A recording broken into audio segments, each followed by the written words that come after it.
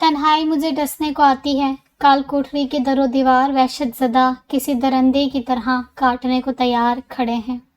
تاریخی میں خوف کے سائے اور بڑھ جاتے ہیں. میں سینٹرل جیل کی بیرک نمبر 4 میں مقید ہوں. یہاں کی رودات سنانے بیٹھ جاؤں تو سر شرم سے جھک جائے.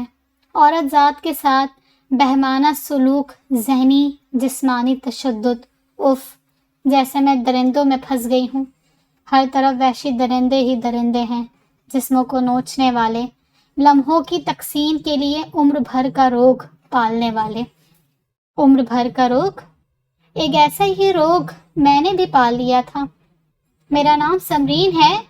میں دھڑیالہ پنڈ کی رہائشی ہوں. جیل کوٹری میں کیسے آئی بڑی لمبی کہانی ہے، لیکن مختصر سناتی ہوں. اس اذیت ناک زندگی سے بہتر تھا مجھے چوراہے پر لٹکا کر پتھر مار مار کر ہلاک کر دیا جاتا. شاید ایسی تکلیف پھر بھی نہ ہوتی. ایسی زندگی سے مر جانا ہی بہتر ہے. انسان خطا کا پتلا ہے، خطائیں سرزد ہو جاتی ہیں. میں نے بھی ایک غلطی کر کے عمر بھر کا روگ پال لیا. میں انسان ہو کر انسانوں سے ڈسی ہوں. کیسے؟ دھڑیالہ پنڈ میں ہم نئے آئے تھے. میرے ابو کا ٹرانسفر راول پنڈی سے یہاں ہوا تھا. ابو سرکاری ملازم تھے اور ان کا ایک شہر سے دوسرے شہر تبادلہ ہوتا رہتا تھا. جو ہی ابو کا تبادلہ دھڑیالہ پنڈ ہوا تو ہم ضروریات زندگی کا سامان اٹھائے یہاں چلے آئے. پہلے سرکاری کالونی میں مکان ملے، لیکن اسکول قریب نہ ہونے کی وجہ سے ہمیں سرکاری کالونی چھوڑنی پڑی، کیونکہ میں اور تنویر پڑھ رہے تھے. جس علاقے میں کرائے پر مکان لیا تھا اس کے قریب ہی لڑکوں کا ہائی سیکنڈری اسکول تھا. ہم 2 بہن بھائی تھے. بڑی میں ہوں اور مجھ سے 6 سال چھوٹا میرا بھائی. میری پیدائش کے 6 سال بعد اللہ تعالیٰ نے بڑی منتوں مرادوں کے بعد تنویر کی صورت میں پیارا سا بھائی عطا کیا. تنویر کے بعد میرا کوئی بہن بھائی اس دنیا میں نہیں آیا. شاید اللہ تعالیٰ کو یہی منظور تھا. ہمارا خاندان 4 افراد پر مشتمل تھا. رشتہ داروں میں کوئی پوچھتا نہیں تھا. یہی وجہ تھی کہ ہم بھی ان سے دور ہو گئے. امی بتاتی ہیں کہ غربت کی وجہ سے سبھی رشتہ دار چھوڑ چھاڑ گئے تھے. جب انہوں نے نہیں پوچھا تو ہم نے بھی کنارہ کر لیا، اور پھر تمہارے ابو کی نوکری لگ گئی. میں ایف اے کر کے گھر بیٹھ گئی تھی. پڑھائی سے دل اچاٹ ہوا تو مڑ کر کتابوں کی طرف نہ دیکھا. کتابوں سے الرجی ہونے لگی اور میں نے پڑھائی کو خیر آباد کہہ دیا. اب تنویر 4تھی میں پڑھ رہا تھا. امی بیمار رہنے لگی تھی اور میں گھر کے کاموں میں لگی رہتی. پڑھائی سے آزادی مل گئی اور شروع میں امی ابو نے مجھے پڑھنے کے لیے بہت زور دیا، لیکن میں میری ہڈہرمی کی وجہ سے خاموش ہو گئے. ابو شریف انسان تھے، بے حد پیار کرتے تھے مجھ سے، جان چھڑکتے تھے. ان کی بے پناہ محبت کو میں نے داغدار کر دیا. کیسی بدبخت بیٹی ہوں. مجھے بیٹی کہلوانے کا حق بھی نہیں ہے. میں عورت ذات پر بدنما دھاگ ہوں. یہ ان دنوں کی بات ہے جب تنویر 5ویں کے سالانہ پیپرز دے رہا تھا. 5ویں کے بورڈ کے پیپرز ہوتے ہیں. تنویر جی جان سے محنت کر رہا تھا. ذہین بھی بہت تھا اور پڑھنے کا جنون کی حد تک شوق تھا. اسکول کے ساتھ ساتھ مدرسے بھی جاتا تھا. قرآن مجید ناظرہ پڑھ رہا تھا. مدرسے کے استاد بھی اسے بہت پیار کرتے تھے اور تنویر کو اکثر محفلوں میں لے جایا کرتے تھے. اس رات بھی تنویر مدرسے میں گیا تھا اور ابھی واپس نہیں آیا تھا. میں نے کھانے میں نیند آور گولیاں ملا دی تھیں. یہ میرا پرانا طریقہ تھا. کھانے میں نیند آور گولیاں ملا دیتی اور امی ابو اور تنویر کھانا کھاتے بستر پر گہری نیند سو جاتے، اور پھر میں ہوتی اور میرا محبوب ہوتا. دلاور ڈاکٹر تھا. دھڑیالہ پنڈ میں اس کا کلینک تھا. یہاں ہم رہتے تھے. اس گاؤں میں اور کوئی ڈاکٹر نہ تھا. امی اکثر بیمار رہتی تھی اور اپنی دوائی اسی کے کلینک سے لیتی تھی. میں بھی ساتھ جاتی اور واپسی پر بازار سے سودا سلک بھی لانا ہوتا تھا. ظاہری سی بات، سامان اٹھانے کے لیے مجھے ساتھ جانا پڑتا تھا. امی کو شوگر تھا اور گاؤں میں واحد ڈاکٹر دلاور ہی تھا. جس سے امی کا علاج ہو رہا تھا، اسی لیے کلینک پر رش بھی رہتا تھا۔ میرے گھر کے کسی بھی فرد کو تکلیف ہوتی تو ہم ڈاکٹر دلاور سے دوائی لیتے تھے اور تندرست بھی ہو جاتے تھے۔ ابو ڈیوٹی پر جاتے تھے، شہر لے جانے کے لیے انہیں وقت ہی نہیں ملتا تھا۔ ڈاکٹر دلاور خوبصورت نئے نقش کا مالک تھا، ہینڈسم پرکشش شخصیت، کلین شیف میں اور بھی اچھا لگتا تھا۔ اس کے سرخ لال گال چمکتے تھے اور قد کاٹ بھی اچھا تھا۔ ایسے جسامت کا شخص ہر لڑکی کا آئیڈیل بن جاتا ہے۔ میں امی کے ساتھ کلینک پر جاتی تو اس کی نگاہیں میری جاسوسی کرتی تھی۔ میں بھی چڑھتی جوانی میں بلا کے خوبصورت تھی۔ جسامت کے بدلتے رنگوں نے اور بھی حسین بنا دیا تھا۔ سینے کے ابھاروں نے کشش پیدا کر دی تھی اور اداؤں میں مستی بھی آ گئی تھی۔ نگاہوں میں شرم، لبوں پر مسکراہٹ، شرمیلا پن امڑ آیا تھا۔ دوپٹے کا پلو شرماتے ہوئے دانتوں میں دباتی تو انگ انگ سرور میں کھل اٹھتا۔ دلاور جانے کب سے میری طاق میں تھا، میں بھی دل ہی دل میں اسے چاہنے لگی تھی۔ امی زیادہ بیمار ہوئی تو چلنے پھرنے سے رہ گئیں، تب میں اکیلی دوائی لینے جاتی تھی۔ یہیں سے دلاور میرے اور میں اس کے قریب ہو گئی۔ وہ مجھے جان بوجھ کر بٹھائے رکھتا اور میں بھی رش زیادہ کا بہانہ بنا دیتی تھی۔ دونوں طرف آگ برابر لگی تھی۔ اس نے اظہار محبت کیا اور میں نے بھی اقرار کر لیا۔ امی کی طبیعت زیادہ خراب رہنے لگی تو دلاور کو گھر بلوایا جانے لگا۔ ابو ڈیوٹی پر چلے جاتے تھے اور تنویر اسکول۔ پیچھے میری حکومت ہوتی۔ نگاہوں سے آزاد ہوا اور اب خفیہ ملاقاتیں ہونے لگیں۔ میں بھی کسی بہانے دلاور کے پاس جاتی جب اس کے کلینک پر رش نہ ہونے کے برابر ہوتا۔ اکثر دوپہر کو وہ فارغ ہوتا تو مجھے اسی وقت ملنے آنے کا کہتا، لیکن یہ جگہ محفوظ نہیں تھی، کوئی بھی کسی بھی پل آ سکتا تھا۔ ہمیں محفوظ ٹھکانہ چاہیے تھا جہاں ہم دنیا سے بے نیاز ہو کر عشق کی پتنگیں اڑائیں، اور وہ ٹھکانہ میرے گھر کے علاوہ کوئی نہیں ہو سکتا تھا۔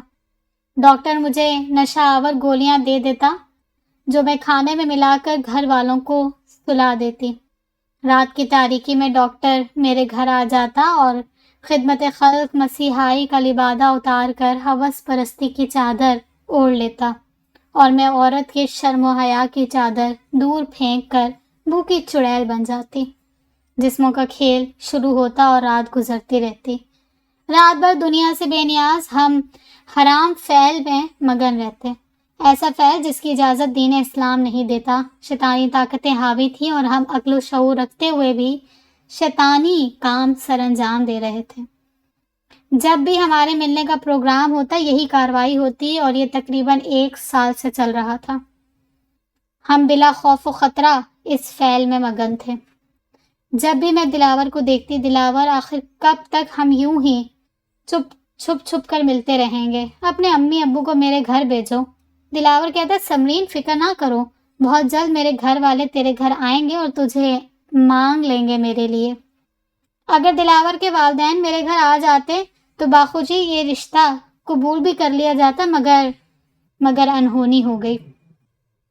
اس رات ہمارا ملنے کا پلان تھا۔ میں نے حسب سابق کھانے میں نشہ آور گولیاں ملا دی تھی۔ مغرب ہوئی، اندھیرا پھیلا اور پھر عشاء بھی ہو گئی۔ امی ابو کو کھانا دے چکی تھی، لیکن تنویر ابھی تک گھر نہیں آیا تھا۔ ان دنوں تنویر کے پیپرز ہو رہے تھے۔ وہ کھانا کھانے کے بعد دیر تک تیاری میں لگا رہتا تھا۔ آج بھی میں نے اس کے لیے کھانا رکھا ہوا تھا۔ مجھے پریشانی یہ تھی کہ ادھر دلاور کے آنے کا وقت ہو رہا تھا اور ابھی تک تنویر گھر نہیں لوٹا تھا۔ ہمارے گھر والی گلی میں مسجد تھی جہاں تنویر قرآن پڑھ رہا تھا۔ میں شش و پنج میں تھی کہ تنویر آ گیا۔ تنویر، کہاں رہ گئے تھے؟ اتنی دیر کر دی، میں تمہارے انتظار میں جاگ رہی ہوں۔ دیکھو تو امی ابو کب کے سو گئے ہیں۔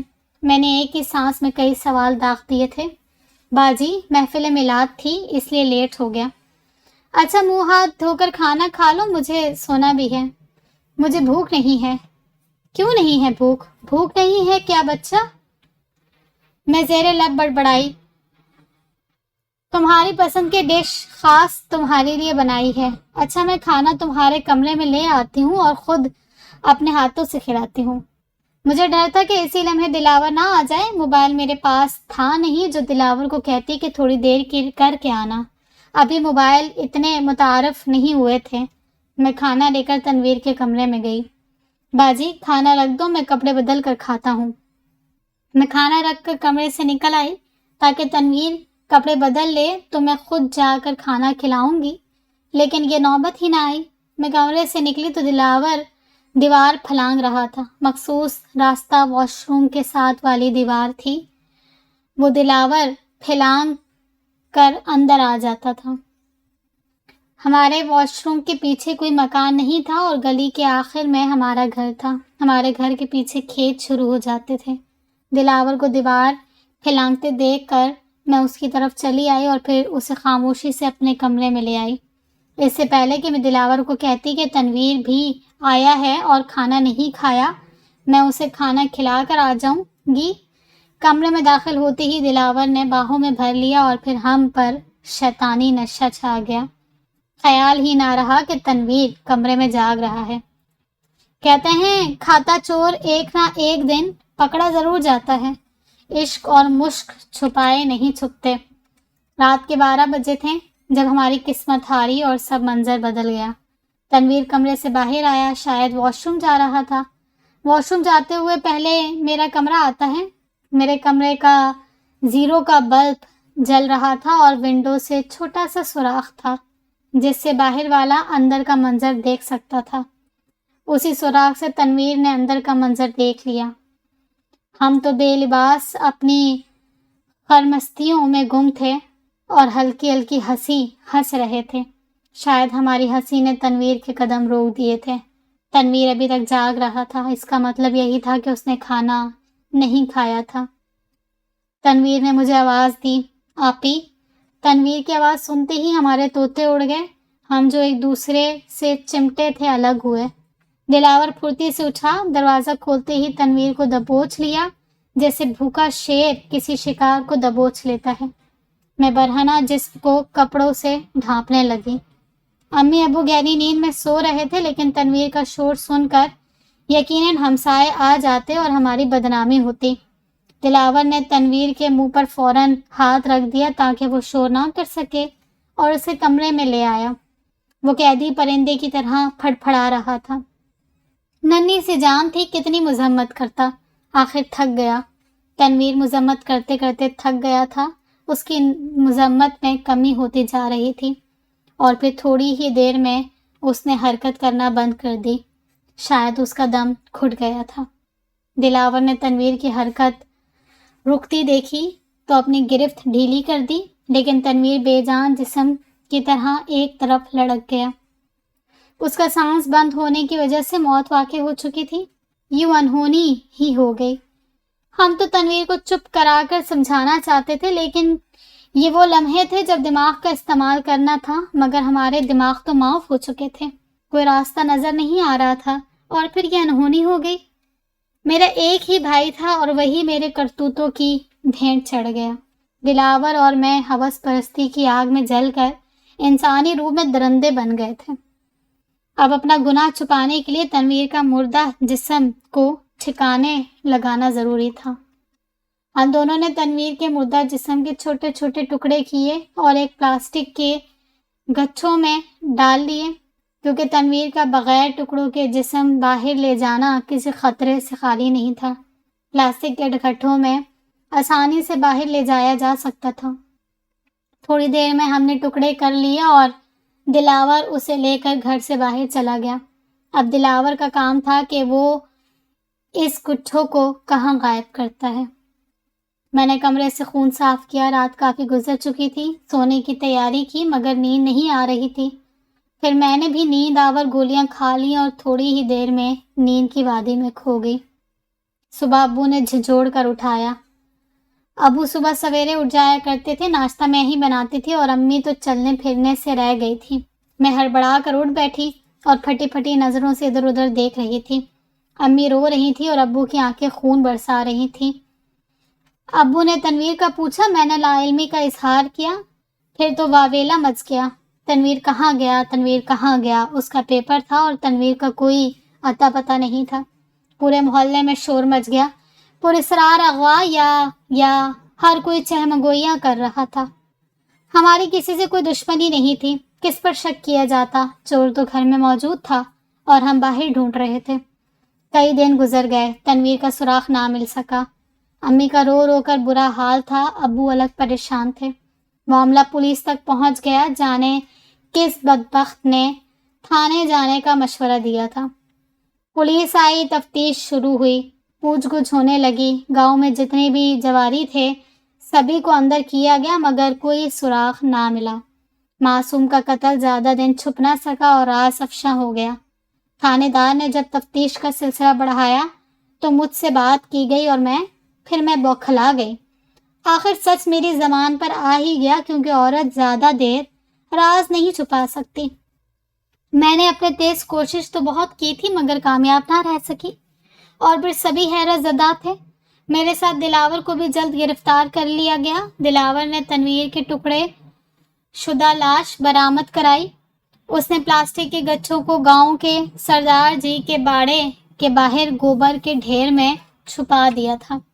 جب دلاور نے وہاں سے گٹھوں برآمد کرایا تو گاؤں والے مشتعل ہو گئے اور دلاور کو مارنے کے لیے آگے بڑھے، لیکن تھانے دار نے جرأت مندانہ طریقے سے دلاور کو وہاں سے بچایا اور تھانے لے آئے۔ ہمیں عدالت میں پیش کیا گیا اور اقرار جرم کے بعد ہمیں جیل بھیج دیا گیا۔ میری امی صدمے سے فوت ہو گئیں اور ابو پاگل خانے چلے گئے۔ وہ دیواروں میں سر مارتے مارتے پاگل ہو گئے تھے اور لوگوں نے پاگل خانے بھجوا دیا تھا۔ ہمارے گناہوں کی سزا ان کو بھی مل گئی اور ہمیں تو سزائے موت سنائی گئی، لیکن میں آج کال کوٹری میں اس پل کو کوس رہی ہوں جب دلاور سے آنکھیں چار ہوئی تھیں۔